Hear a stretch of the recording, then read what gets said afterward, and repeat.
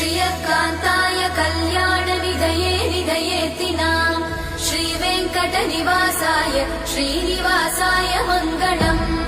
लक्ष्मी सविभ्रमालोकसुभ्रूविभ्रमचक्षुषे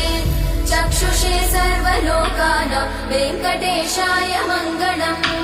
श्रीवेङ्कटाद्रिशृङ्गाग्रमङ्गलाभरणाग्रये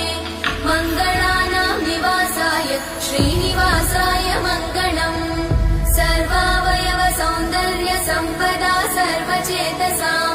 सदा सम्मोहनायास्तु वेङ्कटेशाय मङ्गलम् नित्याय निरवध्याय सत्यानन्दचिदात्मने सर्वान्तरात्मने श्रीमद् वेङ्कटेशाय मङ्गलम्